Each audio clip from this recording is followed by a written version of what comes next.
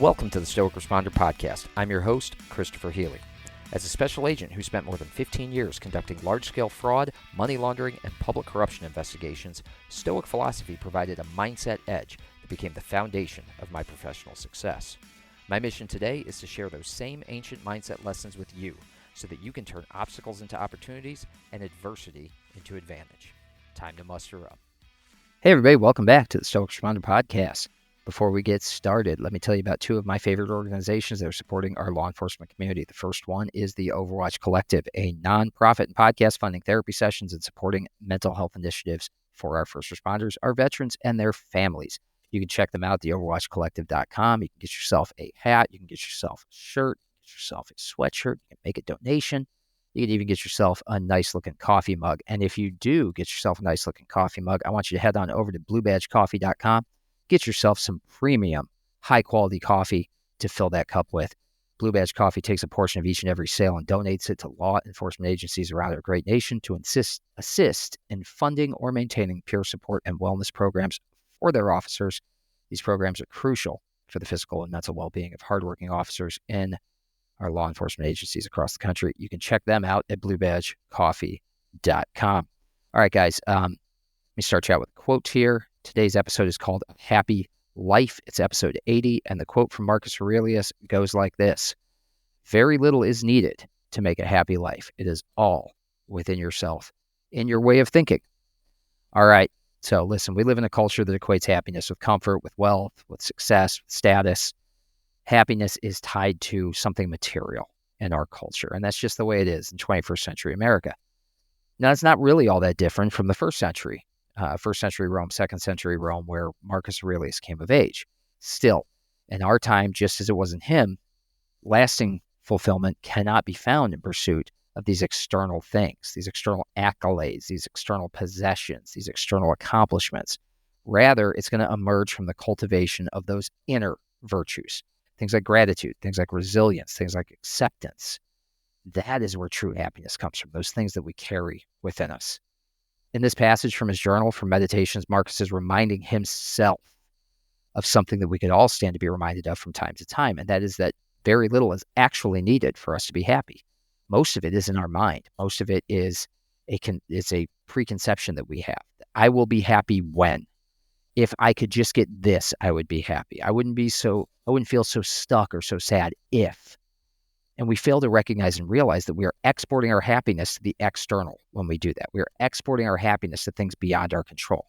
Whereas we can be happy within our own inner circle, within our own inner sanctum, within our own inner citadel, when we remind ourselves of how little it takes for us to actually be happy. When we focus on those aspects of life that are in our sphere of influence, that are in our control, we empower ourselves to find happiness, to find contentment, regardless of the external circumstances that we're facing. Because after all, happiness is not the absence of struggle, but it's the ability to find meaning and purpose in the midst of it, right? So when we shift our focus from those external conditions, that if this, then, if X occurs, Y equals I will be happy. When we shift from that external and we shift to an internal, when we liberate ourselves from the tyranny of those circumstances that we are exporting our happiness to. And that's how we discover contentedness lies not in what we possess, not in somebody else giving us a promotion, somebody patting us on the back, somebody giving us an award. No, happiness actually is in how we perceive and respond to the world around us. It's internal, not external. We live in a culture right now in the 21st century that equates happiness with the external almost exclusively. Again, comfort, wealth, success, status, all of those things are metrics for happiness that lie outside of our personal control. We need very little to actually be happy. If we expressly reject the idea that anything outside of our internal control can create happiness in us. Yeah, we can be absolutely happy when we, win the Publishers Clearinghouse jackpot. We could be absolutely happy when we win the Mega Millions. But how many of those people have won those Powerball or Mega Millions or whatever else and have just blown it all and ended up miserable in exactly the same spot that they were in?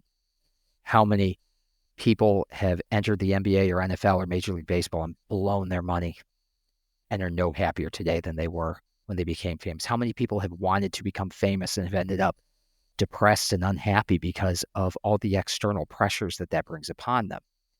We live in a culture that celebrates that equates happiness with comfort, with wealth, with success, with fame, with status. Those things are all false prophets. Those things are all an image that we create. Those things are all external. When we shift our focus from those external conditions to finding happiness within ourselves, to finding an internal state of contentedness, that's when we liberate ourselves from that tyranny of circumstance and discover that contentedness lies not in what we possess, but in how we perceive and respond to the world around us. So ask yourself this, get out your Big Chief notebook, get out your pencil, ask yourself this: what do I actually need to be happy? What do I truly need to be happy? I know it's an awkward question to ask, but how often do we ask it? Ask yourself, write down in your journal, what do I actually need to be happy? If you need fame to be happy, if you need comfort to be happy, if you need that new car to be happy, if you need some sort of monetary success or status to be happy, I would suggest that you are outsourcing your happiness to all the wrong things and that you got some work that you need to be doing. We're all guilty of this. I am not innocent of this. I'm certainly guilty of it as well, but it does us good and it does our soul good to remind ourselves on a regular basis what we actually need to be happy is not going to be found in the external. All right, folks, thanks for listening. If you'd like to support this podcast, there's a few ways that you can do so. Number one, pick up a copy of my book, In Valor, 365 Stoic Meditations for First Responders. It's available on Amazon, Barnes & Noble, anywhere you go to get your books. If you do have a copy and have been doing the lessons and have been reading it, do me a huge favor and go back onto Amazon and leave it a 5-star review if it's been helping you. That's going to help other people find the book. It's going to help other people get that same help from philosophy that I hope to be providing to as many people as possible. So if you found my book and you picked it up and you read it and you said, hey, this is okay, this guy's not terrible, leave me a review that says this guy's not terrible. I'd sure appreciate it. And if you haven't gotten the book, you can pick it up, as I said, anywhere you get your books. It's a great way to practice this philosophy daily. It's going to give you some quotes, some contextualization that are directly relatable to your modern life. It's going to help you with some daily journal prompts and action items that allow you to integrate these lessons a little bit better and maybe live a life of a little bit greater virtue. Number two, when you're done on Amazon, head on over to thestoicresponder.substack.com. Sign up for the newsletter for free. On that page, when you sign up, you're going to get all 4 podcasts delivered to your email every week. You're also going to get my weekly newsletter with Stoic leadership and personal development tips. You're not going to get that anywhere else, so go over to Substack and sign up. I promise I won't spam you. I don't try to sell you anything over there. I just send you 4 episodes a week and the occasional newsletter. Sometimes you get 1 newsletter, sometimes you get 2, sometimes you get a bonus episode. But you're going to get it all delivered directly into your email, so you'll never miss one if you go over to the stoicresponder.substack.com. And finally, the easiest thing that you can do is to like, share, and subscribe wherever you are consuming this podcast so that others can learn about what we're doing here and take advantage of these lessons as well. Folks, got 1 more episode for you this week. Until tomorrow, you are out of roll. Thank you for listening. If you enjoyed this episode, please take a moment to subscribe, like, rate, and share this podcast so that we can spread the benefits of Stoicism to other first responders. It will only take you a few moments, but it can help us tremendously. Until next time, out of roll.